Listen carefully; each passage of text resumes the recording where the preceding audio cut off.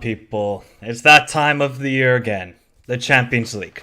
Obviously, my team is not involved in it anymore, but that's probably a blessing in disguise because my team is crap, but it is the quarterfinal, and we have got some absolutely insane games to preview, especially for this week. We got Man City, Bayern, Real Madrid, Chelsea, Benfica, Inter, and AC Milan, Napoli. All should be enticing. This is a quarterfinal, people. This is where it's at. If you're watching on replay, let me know your first leg predictions in the comments down below. Hit the like button, subscribe to the channel if you're new around here. We have got another new guest on the channel. We're going to try and do this every week when we do the UCL previews. Get somebody new, get some European knowledge in the house. Today, we got Sani, the sports guy. You can check him out on YouTube. I got his link in the description down below. Instagram, TikTok as well. Sani, how are you doing? Obviously, both of our clubs are not involved, but this is everything. This is the best competition in the world. How are you? How excited are you?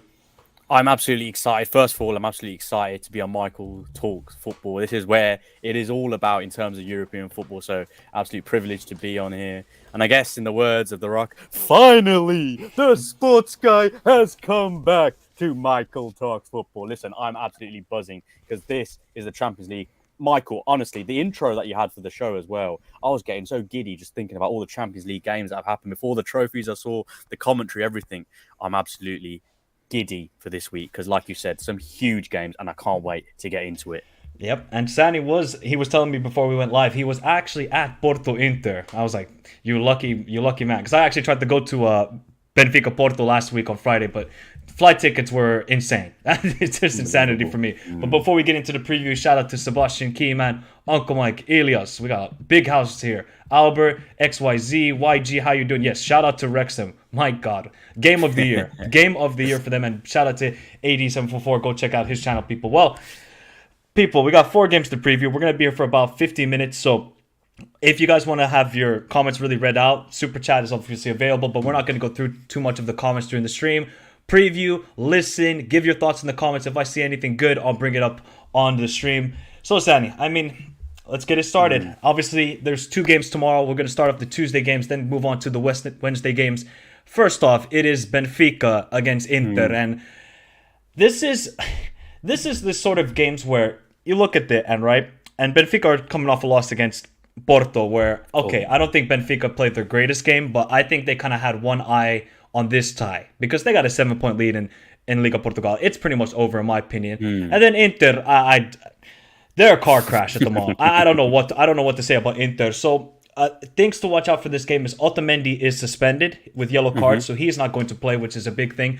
And then for Inter, I don't know how they got to get one of their forwards going. Lautaro, I've called this guy a hot and cold merchant.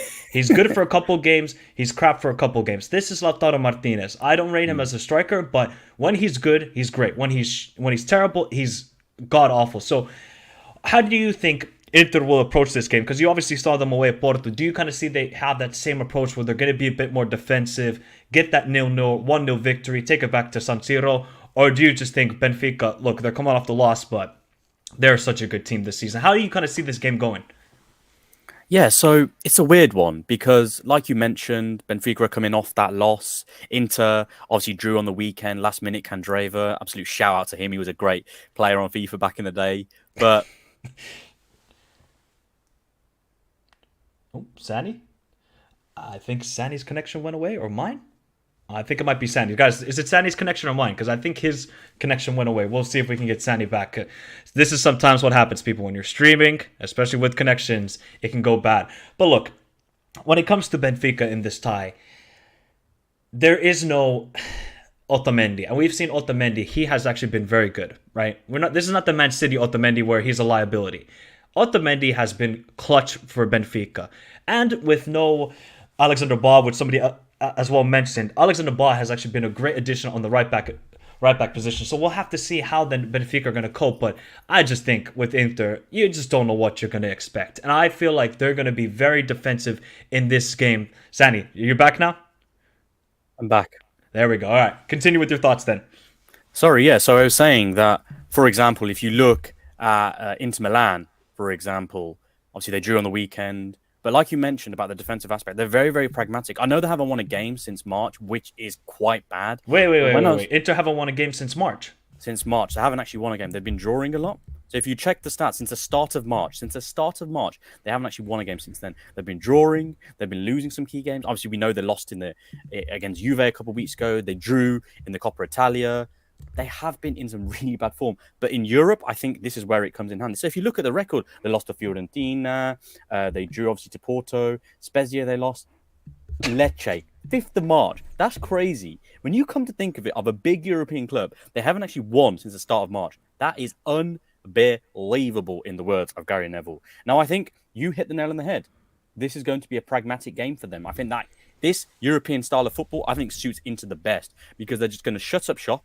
They're going to play that 3-5-2. They're going to look to hit on the counter, which is what they did against Porto. They're going to try and soak up all that pressure and then go for it. Because in that game against Porto, I was speaking to Michael off air just before the stream started, and I mentioned how Porto definitely should have won that game, especially the first half. They had so many clear-cut chances, but it was either great defending, great blocking, obviously a poor finishing from Porto as well. But I think in this game, I think it'll be much of the same. I think Inter are going there to shut up shop. They're going to try and get a result. I still think Benfica will probably win this game, but it won't be an easy game. Like people have seen Benfica play so far this season. Beautiful football, very good in transition. But I think this game will be a very tough game because, like I said, Inter, very pragmatic. And I think Inzaghi's going to shut up shop. He's going to try and hit them on the break like he does and go for a low-scoring affair. Yeah, and I think he's just going to use the same approach as he did in Porto. And it's just a matter of can they... And I think somebody was mentioning in the chat as well that Çalhanoğlu and Skriniar are doubts. Now, no Skriniar against Gonzalo Ramos. Now, Serbi has actually done well in his absence, but, I mean, Gonzalo Ramos is a quality striker. Yeah, frustrating at times, but it seems like in these big moments in the Champions League, he steps up his performances. We know the likes of Rafa Silva. I don't know why he's not in the starting lineup for SofaScore. It doesn't make any sense to me, but he will be starting. Arsenis, João Mario wants revenge because we know he is probably the biggest flop signing in Inter in recent memory. He cost 40 million to Inter and he was terrible. Got loaned out twice, didn't work out. So he's going to have something to prove, and this is his best season ever in his career. I just wonder to myself, like, are Benfica going to be left a little bit frustrated when they go up against Inter, who we know are just going to make it physical? Onana's a great goalkeeper, as we saw against Porto. And to be honest, I could just see this ending 0-0, and then it's just all to play for the San Siro, but I could also see Benfica winning 2-3-0. This is the game. I just do not see how Inter are going to win this game. Their forwards are not going. They're not clicking at the moment. Their midfield seems a bit disjointed. Brozovic hasn't been that great in the last couple of games, and with no Çalhanoğlu, who I thought actually has been probably their best midfielder, alongside Barella. Yeah, look, it's going to be a long night for Inter, and I know Inter fans are probably sweating, but if they come out with a 1-0 loss, Sani, that's not the worst thing in the world, is it? Oh, Sani again. Sani's connection is like Inter season, people. It is going terribly. Disconnected as always. But let me know your predictions in the chat, guys, because for me, when it comes to Benfica Inter, I think this should be a Benfica win, but I feel like Benfica are going to be left so frustrated by Inter that it might take a while for them to get going and get that goal. And once they get it, then we see then the great Benfica. But also, when you see in transition, when you see if Lukaku and Martinez can step up, that can cause trouble too. To be honest, guys, I'm not going to lie. I have not seen much of Felipe Morato, the center back for Benfica, so I cannot give a full judgment. We know Antonio Silva, quality center back, but Lukaku can bully them. We saw Lukaku bully the Porto defenders when he came on in the first leg. So we'll have to see what happens. So let me know your predictions for the first like people as we try and get Sani back. And that man's connection is acting like interseason right now. It is acting like interseason. I mean, Sani, what's your prediction for the game? It's so funny how you mentioned about my connection because I think this game is going to be on that low latency or something because I can't see any goals in this one. I've got a feeling. I mean, you mentioned 0-0. I won't be surprised if it's 0-0, but I'm inclined to say 1-1. I think it's all to play for the San Siro. I think they're going to shut up shop. Wow. I won't be surprised if it's got goals, but I'm going 1-1. I'm going to go 1-0 Benfica. I just don't see how Inter are going to score, in all honesty. I really just do not see it. Look, if it's 1-0, I mean, it's still to play for, and I think Inter will be happy with it, but I feel like it's going to be 1-0 Benfica. And that second leg at the San Siro is going to be insane. And I wish I had tickets for it. Oh, I wish I had tickets for it. It would have been glorious. But there's another game on Tuesday. And, yeah. I don't know what do you call this game, Sani? What do you make of Bayern versus City? In one word, how do you describe this? Fireworks. That's what I call this. Fireworks, because this has the makings of the tie of the round, to be honest, because City are firing on all cylinders. We know Bayern obviously have Tuchel now. I know they had issues with obviously Nagelsmann going out, Tuchel coming in. Bit of an issue with in terms of, is he the right fit for this season, given how good Nagelsmann was? But I just think, Michael, this game has so much on the line going forward for both managers, for both clubs. Because we know, obviously, Freiburg dumped out Bayern only last week in the DFL Pokal. I know they obviously won on the weekend, which was a really important win. Obviously, they smashed Dortmund. But the UCL is where I think, Bayern earn their bread and butter, really. I know the league's always pretty much sewn up for Bayern. It would be an absolute cataclysmic thing for Bayern not to win the league this season. So this is where it comes down to. And of course, as you know, Michael, as well, Pep Guardiola is always judged on the UCL for City. That's what he was, quote unquote, brought in for.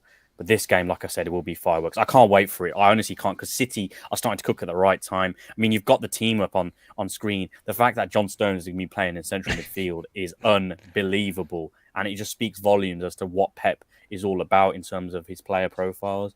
But like I said, I keep rabbiting on. I can't wait for this game. I think it's going to be absolute barnstormer, Michael. Okay, so we see how City are playing. I mean, they're just destroying teams right now. It's scary what they're doing, and we see this all the time with City. They're hitting the form at the right moment, especially late in the season. They always have those one or two players who hit the right form. Gundogan in the past, KDB, but now it's Jack Grealish. And I mean, Grealish, he's balling out right now. So how can then Bayern sustain him? And then how can Bayern, they looked good in transition against Dortmund, but we see with Dortmund, they created their own mistakes. I don't think it was a great Bayern Munich performance. It was just more Borussia Dortmund doing Borussia Dortmund things and collapsing every single time. So, Sani, how can Bayern then win this game? In which parts of the field can they win? Midfield, out wide, how can they win it? And then as I say that, his connection goes again. Shout out to Sani. You gotta love it sometimes, people. I mean, look, with Bayern Munich, the last two performances against Freiburg were not the greatest. They were not the greatest from Freiburg. So this is going to be an issue where it comes to how can they sustain the likes of Grealish? How can they sustain the likes of Mahrez? And we just see with City, John Stones is basically another midfielder in this situation. And it's scary times for Bayern. If you're going to leave Kimmich and Goretzka to cover all the ground on Gundogan, KDB, John Stones, and Rodri, how can they do all that work? Jamal Musiala is going to have a great game, and we're going to have to see, because Choupo-Moting is apparently, he's out for the game with an injury. I don't know how this game is going to go, but if you just look on paper and how both teams are playing, it looks like it's going to be a City win. And I'm not saying it's going to be convincing like a 4-1, 5-1 or anything like that, but you just see how City are playing. I mean, guys, who's going to... In the chat, and if you're watching a replay, which one of those center backs is going to stop Haaland? Which one of them? I can guarantee you, yes, Tuchel has... You guys can say Tuchel has Pep's number, but in the last two occasions, Pep has Tuchel's number, right? Those first three games when Chelsea Man City played, okay, Tuchel got the better. The last two games, City dominated. City dominated and deservedly won those matches. So how can Tuchel then set up? Is he just going to say, let's play in a low block? I'm sorry. Do you think Bayern fans are going to accept it? Do you think these Bayern players are going to accept it? Heck no. Okay. Here with SofaScore, they got Jamal Musiala in the 10 role and Thomas Muller at the false 9. And then they got Sadio left wing. They're not doing this.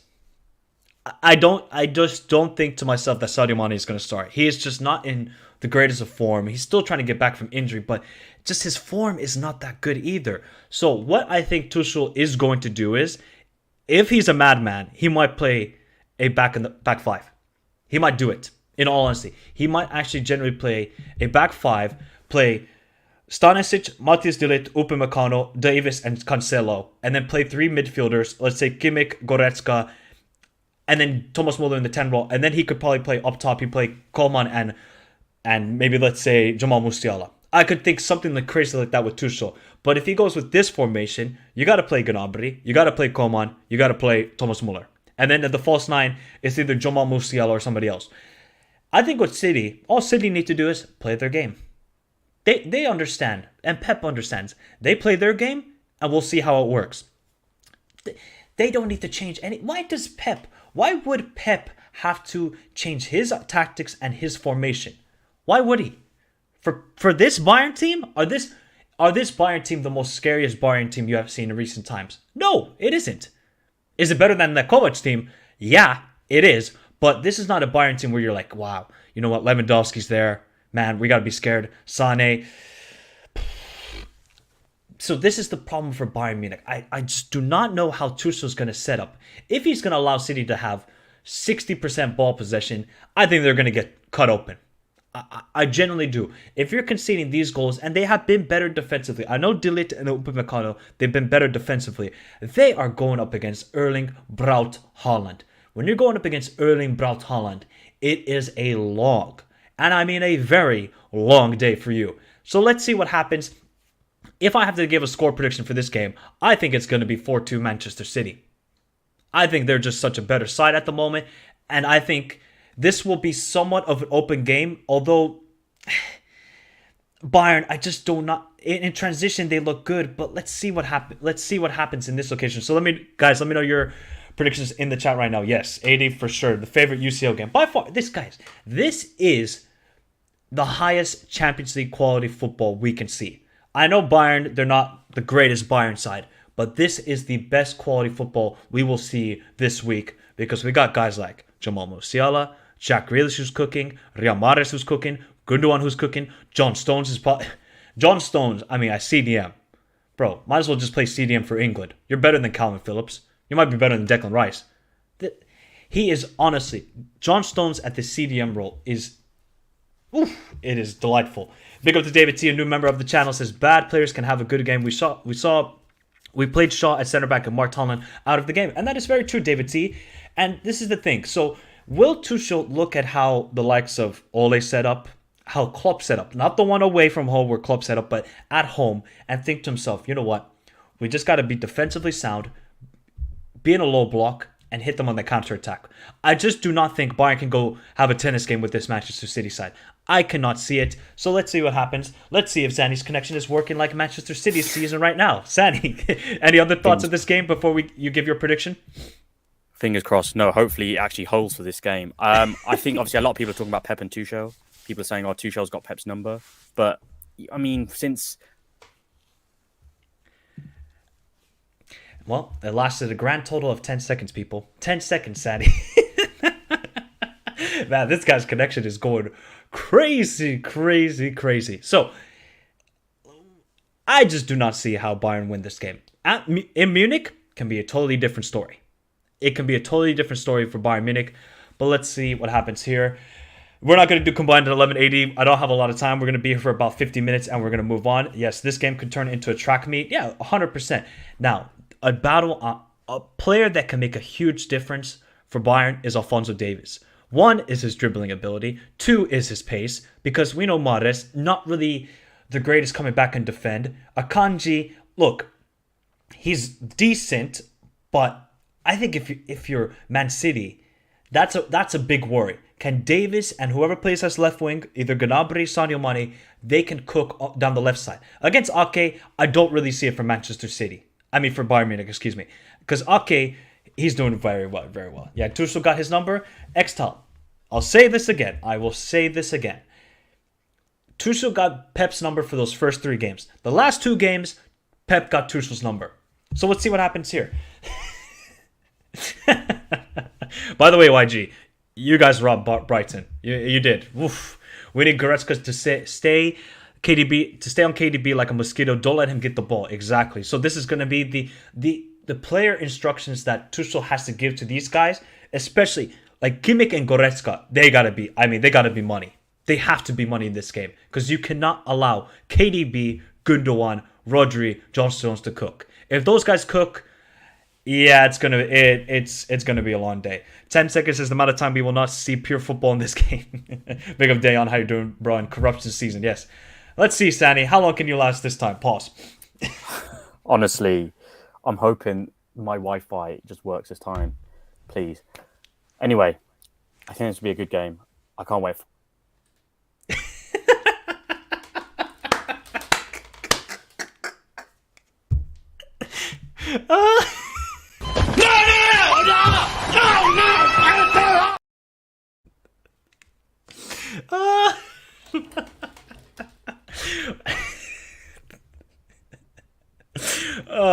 Sani will. Oh, nice try, Sani. Sani has good knowledge. Sani actually has good knowledge, but he says his Wi-Fi is going crazy right now. We'll try and get Sani on another time. We'll see if he can come back on, but we'll keep on moving people. Oh, dear Lord. Yes, no, it is tier A. This is tier A. This is Siberia Connection. Exactly, it is. All right, people, let's get back to football. Shout out, Sani. All right, people, what's your score prediction, people? Let me know in the chat. What's your score prediction? Remember to hit the like button if we haven't done so already. If we're not,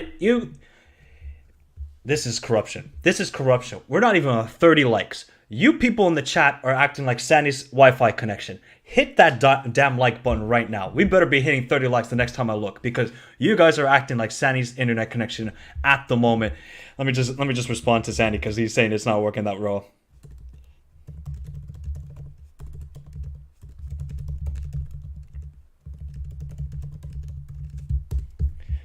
Damn. All right. So we got 2-2, 2-1, 4-2. Damn, we got high scoring game. I think this is going to be a high scoring game, people. I really just do not see how. If Bayern somehow win this game, I really don't see how Man City are going to come back in Munich. We have seen this, people. Man City away from home, especially in the second leg, are not that same City. But we also saw City this year when they went away to the Emirates. They were comfortable with 35% ball possession. They saw the likes of Ruben Diaz and Ake have big games. So let's see what happens. To me, I just don't see how this Bayern team are going to keep a clean sheet. Generally do not see it. Well, let's see. The 5th time is the charm, as they say. Please work. The irony is, I know you said how long can he last, but the Wi-Fi provider, that broadband provider that we have is called Virgin. So yeah, make that what you will. Anyway, sorry, going back to it. The midfield is where it comes down to the battle. Obviously, Kimmich, Goretzka, and obviously Musiala, depending on who plays. I mean, I got a feeling Muller's going to be playing in that number 10 for some reason. Yeah, he will. I have a feeling they're going to put Musiala to the left. I can't wait for it, Michael. I really can't. In terms of a result, though, I got a feeling Man City will win this leg quite convincingly, and I think it'll be 3-1. I just think they're playing such nice football at the moment. They've got everything just clicking at the right time. And if Bayern somehow get more than a goal at this ground, it's a very, very good result for Tommy Tuchel. Yeah.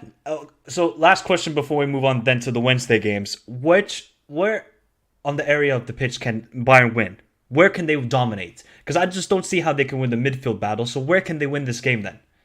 It has to be the flanks. Like, at the end of the day, if you're going to play Kingsley Coman on one side and let's say you put Musiala on the other, with the way Man City play, they don't really have fullbacks that push up. They more have those, obviously, wingers in terms of Grealish and Mahrez, who obviously will come inside. And then you'll have Stones and Rodri who invert. Because obviously, at the moment, Kyle Walker has slightly been, something out of favour with Pep. So that doesn't help. Obviously, we know the left side of Man City has been an issue. And it's funny because João Cancelo would have been, I think, quite good for this game. But obviously, he's at Bayern. Obviously, we all know he's on loan there. But I don't know. I think the wings are the only way they can win this game. If they go and have overload on them, then they've got a chance because, like I said, Man City, they don't have natural width except for the two wingers who always cut in. So for me, Michael, I gotta say it's the wings because I don't think they win that midfield battle like you just said. Yeah, they're going to get overloaded in that midfield. I just do not see how Kimmich and Goretzka. They're going to have to deal with Gundogan, KDB, John Stones, and Rodri. I mean, Thomas Muller's, we know that guy's footballing IQ is like a Kanji's math skills. Elite. But Thomas Muller is going to have a monster game. Shout out to, this is for your Wi-Fi, Sandy, because it's now finally working. There we go. There we go. It's actually, it held up for one. I'm not jinxing it, but at least it held up for a couple minutes and we got your thoughts of the game. People, give your score predictions in the chat. If you're watching a replay, give your score prediction of the monster game on Tuesday. But now we move on to Wednesday. Well, this should be very intriguing to me. This should be very, not the other one at the Santiago Bernabeu. This one. We just saw what happened last weekend between these two teams where Milan, they destroyed them. It was a 4-piece. And Napoli looked all out of sorts defensively. So how can they regroup? Well, they won over the weekend. It still wasn't so convincing, I would say, but they got the job done. To me, I think they've completely have looked past the Serie A and they're just like, okay, we don't need to play at first gear. We can play at second, third gear, and we can get by. I think when you go away to San Siro, Milan rested players. They rested Leao, Giroud. They didn't start over the weekend, and they drew 0-0, even though Giroud tried to get a late winner, but I think it was offside or handball, if I'm not mistaken. Yeah. Now, the problem for Napoli is Osimhen is injured. So it's going to probably be Raspadori. So Kivica, the guy's going to have to show. To me, I think Kivica will become the best player in the world. He's not right now. Relax, people, before you come slaughtering me. Michael, what are you saying? He will become the best player in the world. I just think with his ability, he's at it. But these are the games where you make your name in footballing legacy. This, semifinals, and maybe a final for Napoli. Kivica needs to step up. That's just why I love this battle. Who will rise to the occasion? Rafael Leao or Kivica Kvaratskhelia? Sani, what is going to happen? Because the two matchups this season is a 2-1 win for Napoli earlier in the season, San Siro, and then a 4-0 win for Milan.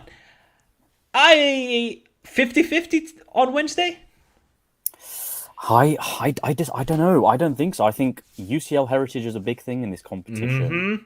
I think also the aspect of them winning 4-0. Yes, agreed. Napoli weren't at the races and, Sorry, Sani, I have to interrupt you. Salamakers was looking like prime Messi. Continue. Yeah, exactly.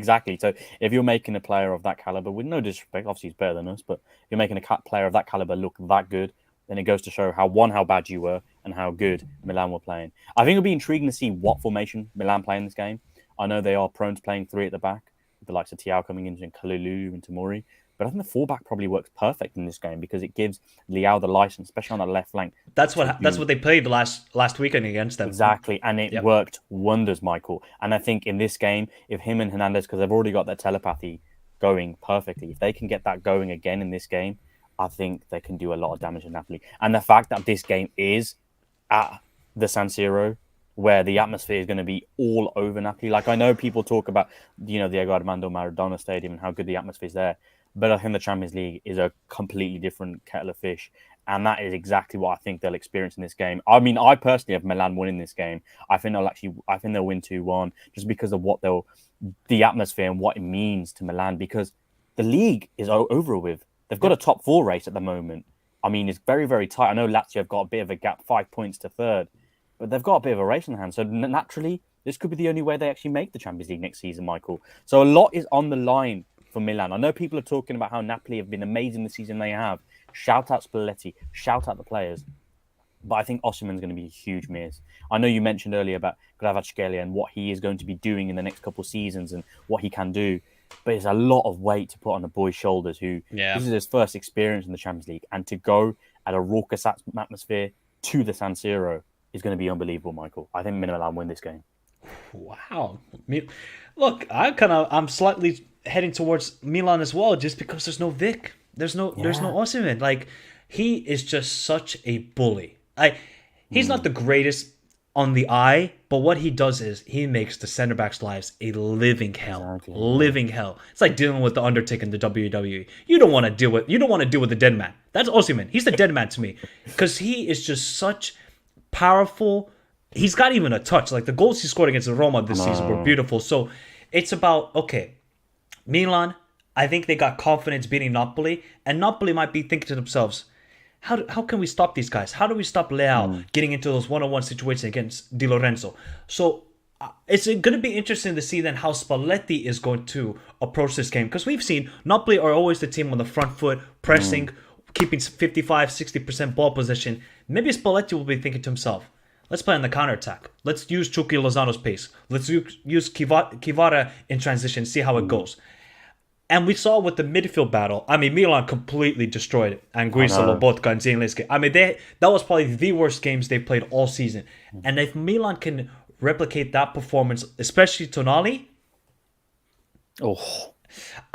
I don't know. Like, for me, Milan, they have to take advantage of this. With no Osimhen, they have to. If they don't win this game, it's over. In my opinion, it's over. Look, they won 4-0. I get it. Some people will say, but Napoli will have that sort of edge, and Milan, then they got to start second guessing themselves. So you said 2-1 Milan.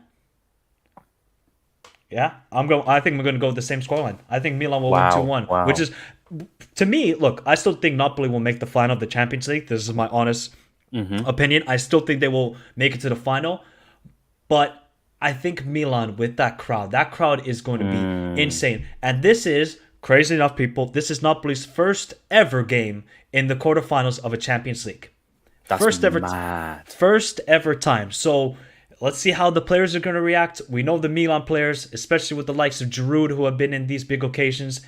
Ibra obviously will be on the sideline, but he will use his experience.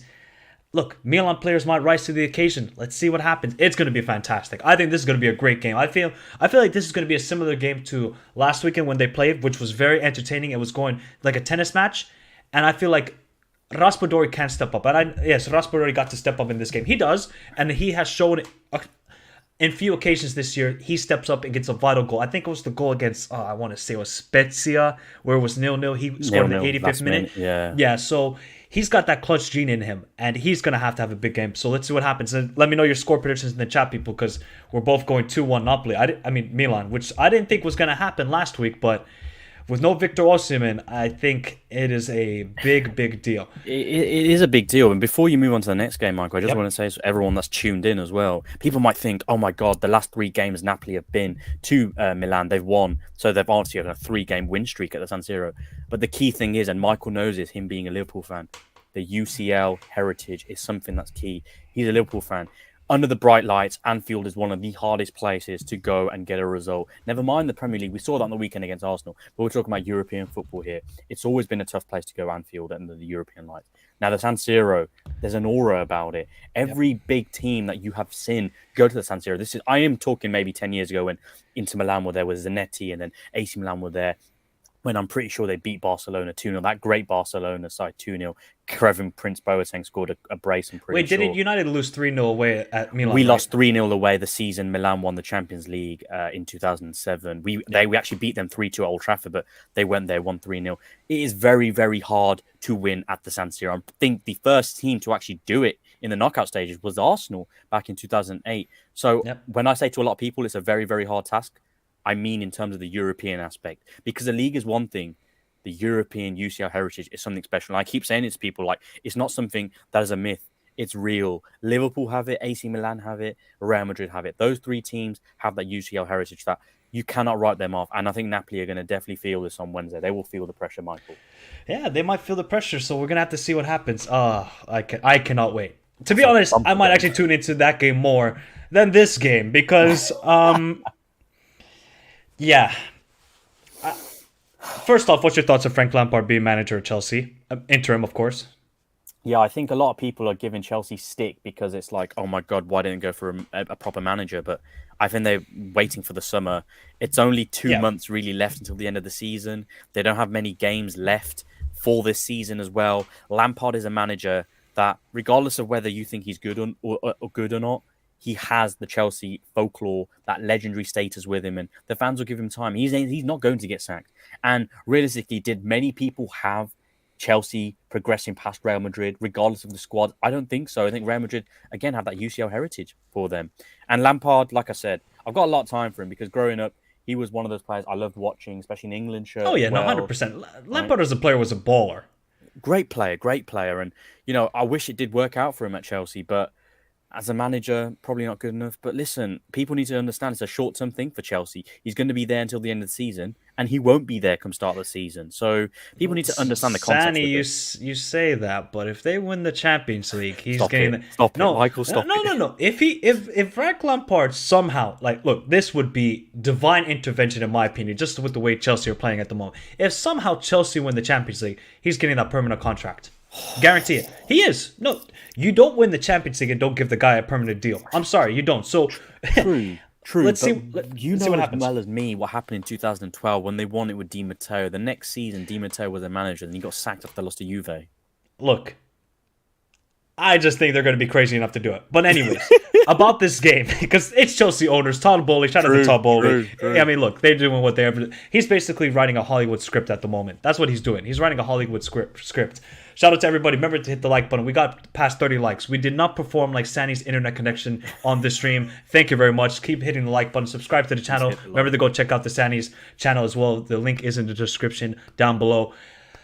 Yeah, okay. Real Madrid are coming off a loss to Villarreal. I just think they don't really care about the league. They're done with it. Look, Villarreal performed very well on the day, and they played an excellent game. Shout out to Chukwueze. Absolutely great performance, but they got all their eyes on Copa del Rey and Champions League. This is what they're here for.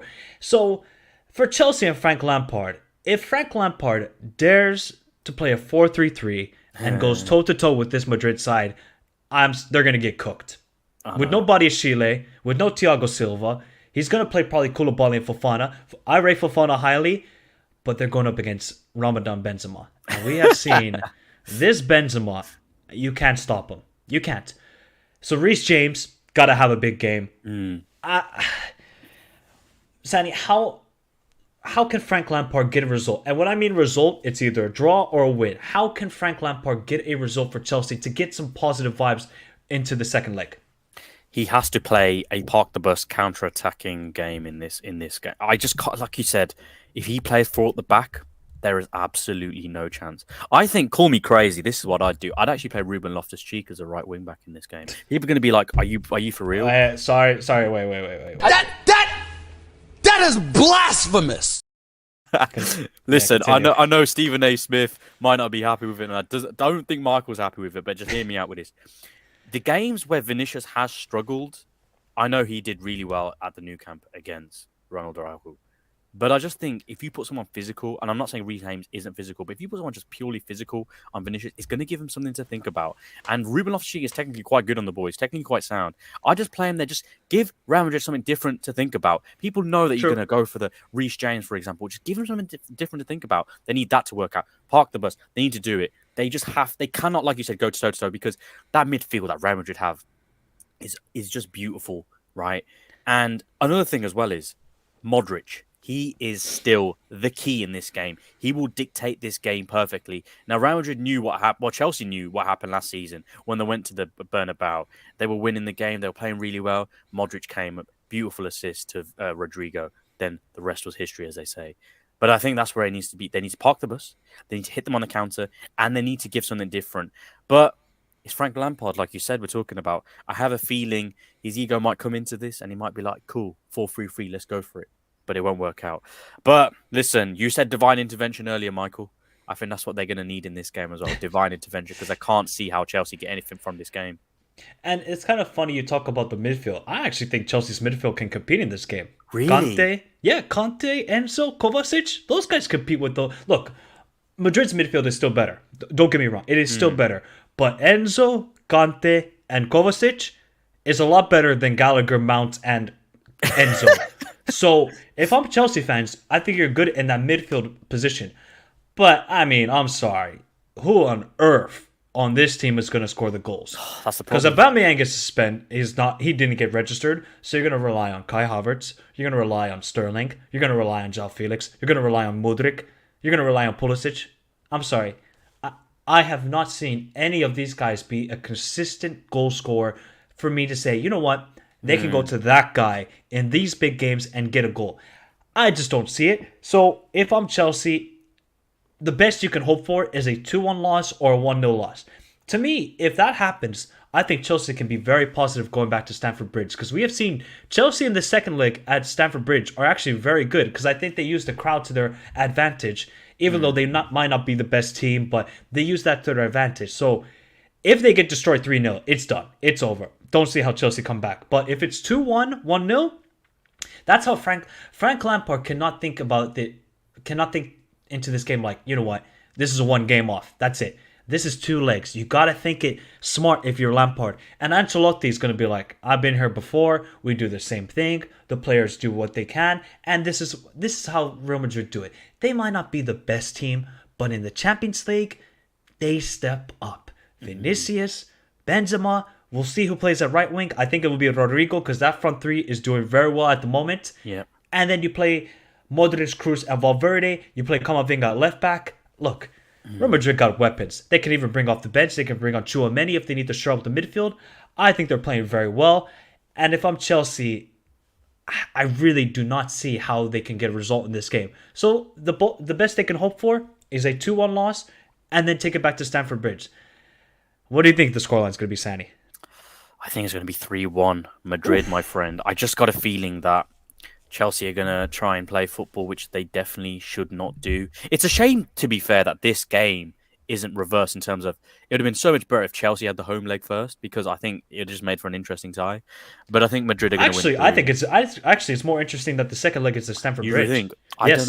I don't know. Only because I just thought with Frank Lampard's first game at home being Madrid at home, he could have used the crowd to their advantage. True. But like you said, if Chelsea come unscathed, and when we say unscathed, we don't mean 0-0, we mean like a 1-0, 2-1, so they're in the tie. Then I think you probably have weight to your argument in terms of it would be a very good second leg. But in this case, I just think the way Real Madrid play, especially on the counter-attack as well, they are frightening. And if they play that front three of Vinicius, Benzema and Rodrigo, it will not be a fun night for Chelsea. But it comes down to what you said, Michael. They have no goals in this team. Where are you meant to get the goals from? You can park the bus, you can play a low block, be as defensive as you want. But if you've got no one to score the goals for you, can't hope for anything. I think it's going to be 3-1. And I think, unfortunately, the tie will be sewn up in this game. Because I think when it goes to Stamford Bridge, I can't see Chelsea doing anything. I've gone off the Kai Havertz train. I'm off that train now. I've tried to back the guy for the longest time. I'm off it now. I'm sorry, I'm off it. I can't defend him anymore. The performances I've seen recently are horrific. Absolutely horrific. And I'm going with the exact same scoreline as Sandy. We're agreeing a lot, which is either a great thing or we're going to look like a bunch of doofuses out here having the same scoreline. Actually, you know what? I'll change it. I'll go 2-0 Real Madrid. I'll go 2-0 Real Madrid. I think if they keep a clean sheet, they get the 2-goal advantage, it should be enough. Although we have seen Chelsea are a funny team. They are. Whenever they're terrible, they step up their performances in the Champions League. I don't know why. It's just in their blood. So we'll have to see what happens on Wednesday. These are all going to be great games. Very enticing and intriguing. And let's see how then... I think a lot of teams will be a bit more passive. Like I think Inter will be. I feel like Chelsea, 100%. they should be. But the other 2 games, AC Milan, Napoli, and Bayern City, I think those are going to be tennis matches and wide open. So let's hope for great football. Sandy, it's been great to have you. I know internet connection was kind of bugging you for a little bit, but at least we got through the stream. It kept on going. Where can the people find you? And great to have you on. No, of course. No, thank you for having me once again, Michael. Absolutely a pleasure as always. Definitely need to do this again at some point because 100%. that connection was a shambles. But anyway, you can find me at Sonny, that sports guy, on YouTube. I do a lot of vlogs, go to so many sporting events, always vlog them. I need to maybe do some of these streams with Michael at some point as well. And you can find me on Instagram as well, Sani_ that sports guy. I do a lot of previews, reels, skits. Find me on there. Let me know what you guys think. But more importantly, make sure you subscribe to Michael Talks Football. This guy has some of the best content. And for a lot of people, they get onto people from across the pond and say, oh, they don't know what soccer is. Listen, this guy knows what he's talking about when it comes to football. He's very, very knowledgeable, very, very passionate. So make sure you subscribe to him. Like the stream as always. Drop a comment as well. And make sure you check out Michael Talks Football. We will never say that S word again here, Sandy, that you just spewed. Just saying that right now. We will never say that S word again. Sounds good with me. There we go, because I do not say it, even though I might have a American accent, but I'm half American. We'd never say that S word here. It is Fujiball, Jalkapallo, as we say here in Finland. The great sport. Champions League nights are back, people. We'll be live tomorrow for a live match reaction to both games. Wednesday we'll be live after both games, and Thursday we'll be live after the Conference League and Europa League. You don't think I'm going to do a live match reaction for the Europa League and Conference League? Come on, people. It's this Thursday nights is actually where it's at, Sandy. You know this. Your team is in the Thursday night for now, at least for now. Next season it will definitely, I think, it will change. But for now, you are enjoying the Thursday nights. Get a little vibe in Spain, especially Spain. You guys are just in Spain all the time. I mean, I'll be at that game on Thursday. To be fair, so I'm looking forward to nice. it. It should be good. By the way, Sevilla are trash. I'll just say that. Yeah, right I know. Relegation fodder, really. They are garbage, as some people would say, garbage. But people, we will see you all tomorrow for the live match reaction to Benfica Inter and Man City Bayern. Oh, I cannot wait. Have a beautiful day for me and Sani. Adios, everybody.